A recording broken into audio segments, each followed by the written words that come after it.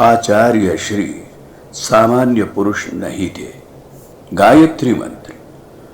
ओम भूर्भुवः स्वः तत्सवितुर्वरेण्यं भर्गो देवस्य धीमहि धियो यो नः प्रचोदयात्। मित्रों, 80 वर्ष के इस छोटे से उम्र में 800 वर्ष के बराबर काम किए। और मित्रों, इतना काम किए कि वे ईश्वर के समतुल्य हो गए। मित्रों, ऐसे ही व्यक्ति को तो भगवान कहा जाता है। भगवान और क्या करते हैं?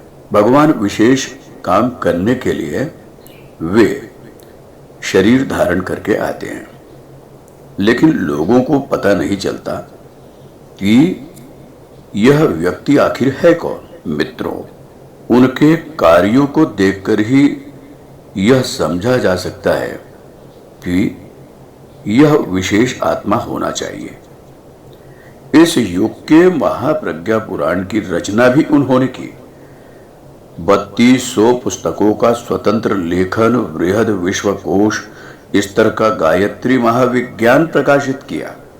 मराठी, गुजराती, बंगला, उड़िया, तमिल, तेलुगु, कन्नड़, मलयालम, पंजाबी, उर्दू, नेपाली आदि भाषाओं में अनुवादित साहित्य का प्रसार किया। अमृत वाणी यानी कि प्रवचनों के द्वारा जन जन तक सशक्त मार्गदर्शन किया। गीता, भागवत, रामायण आदि के द्वारा प्रगतिशील धर्म की व्याख्या की।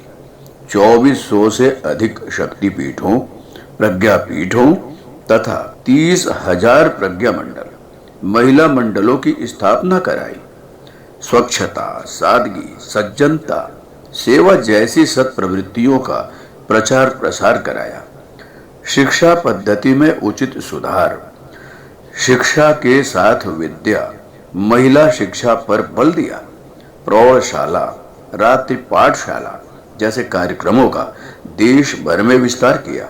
बाल संस्कार शालाओं की स्थापना कराई। झोला पुस्तकालय, ज्ञान रथ, ज्ञान मंदिर, साहित्य केंद्र आदि के माध्यम से ज्ञान क्रांति का शंखनाद किया।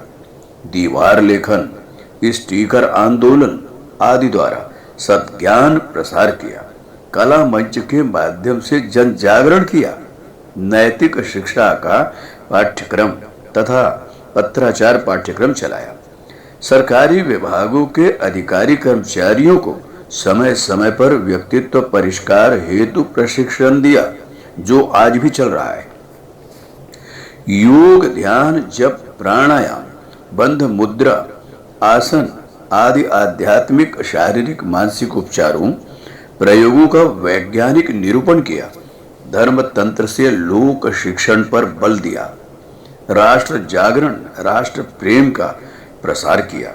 देश के लिए अतुलनीय अनुदान, योगदान, स्वतंत्रता संग्राम सेनानी के रूप में तथा 1962, 1965, 1971 के युद्धों में देश के लिए आध्यात्मिक तप एवं भौतिक संसाधन जुटाने का प्रयास किया।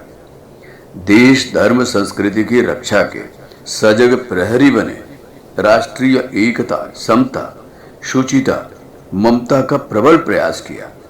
कुटीर उद्योगों का प्रचलन, ग्राम विकास हेतु स्वावलंबन के प्रयासों का विस्तार किया।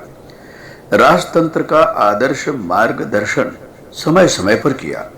ज्ञान यज्ञ का आंदोलन, पुस्तकालयों, वाचनालयों की स्थापना, स्वाध्याय मंडलों की स्थापना की। अध्यात्म के वैज्ञानिक परीक्षण हेतु ब्रह्म वर्चस्व शोध संस्थान की स्थापना की। 21वीं सदी उज्जवल भविष्य की घोषणा से नवचेतना संचार एवं तदनुरूप प्रयास पुरुषार्थ किया।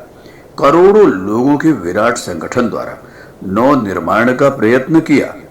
नालंदा, तक्षशिला जैसे विश्वविद्यालय स्तर की स्थापना का स्वप्न जिसे पूरा किया गया। 21वीं सदी के संविधान युग निर्माण सत्संकल्प का उद्घोष किया। विभूतिवानों को युग धर्म से जोड़ने का कार्य किया। साहित्यकारों, लेखकों, विचारकों को नवसृजन में लगाया। हजारों लोगों को पत्रों द्वारा श्रेष्ठ जीवन का मार्गदर्शन कराया। बौद्धिक, नैतिक, सामाजिक क्रांति हेतु देश भर में सघन भ्रमण एवं विदेशों में जन जागरण प्रचार के लिए अनवरत दौरा किया। महान सद्गुरु के रूप में करोड़ों शिष्यों का मार्गदर्शन किया। महान सुयोग्य लोक सेवियों का विशाल संगठन खड़ा किया। प्रगतिशील जातीय संगठनों, सम्मेलनों द्वारा समाज में वांछित क्रांतिकारी परिवर्तनों का सशक्त शुभारंभ कराया। अपनी तप शक्ति से आशीर्वाद देकर अनेकों के दुख दर्द दूर किए। अनेकों की कष्ट साध्य असाध्य बीमारियों को आशीर्वाद से निरोग किया। श्रद्धावान परिजनों की पग पग पर आने वाली समस्याओं का समाधान करते रहे।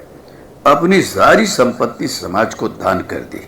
हम व्यर्थ और अनर्थ कहे जा सकने वाले क्रियाकलापों में लगे रहे और कीमती जीवन के हीरे मोतियों से तोले जा सकने योग्य बहुमूल्य क्षण यूं ही गंवा दिए, जिन उपार्जनों को तुच्छ सा शरीर लेकर तुच्छ जीवधारी पूरा कर लेते हैं, उन्हीं के इर्द गिर्द मनुष्य जीवन भी चक्कर काटे और अंततः अपने को बिना किसी उपलब्धि के यूं ही समाप्त कर ले तो इसे एक दुर्भाग्यपूर्ण घटना ही कहा जाएगा। पेट और प्रजनन कोई बड़े आदर्श नहीं। प्रकृति ने ऐसी व्यवस्था कर रखी है कि कीट पतंग और पशु पक्षी भी इन दो आवश्यकताओं को पूरा कर लेते हैं। फिर मनुष्य जैसे बुद्ध जीवी के लिए इनकी पूर्ति क्या कठिन हो सकती है। इतना ही उद्देश्य अपना है तो उसे पशु जीवन कहा जाएगा। मानव जीवन की विशेषता तो आदर्शवादिता और उत्कृष्टता पर निर्भर है, ये परम पूज्य गुरुदेव ने कहा मित्रों। और सचमुच वे सामान्य व्यक्ति के रूप में रहते हुए भी भगवान इस तरह के कार्य करते रहे। तो मित्रों, ये थी गुरुदेव की विशेषताएं। तब वे युग ऋषि बने। हम सब ने उन्हें युग ऋषि कहा, आचार्य जी कहा, पंडित जी कहा। इन्हें कहा जाता है सचमुच पंडित जी। तो मित्रों, सावधान हो जाओ, नवयुग आता है।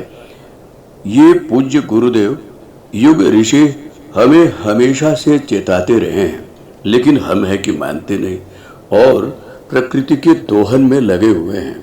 तो मित्रों, इसका दुष्परिणाम तो भुगतना ही पड़ेगा। और महाकाल के रूप में युग ऋषि आज कारण शरीर से काम कर रहे हैं मित्रों, और कृष्ण और राम की भूमिका में है। हमारे YouTube चैनल को सब्सक्राइब करें और बेल आइकन को दबाएं ताकि आपको नोटिफिकेशंस मिलते रहें।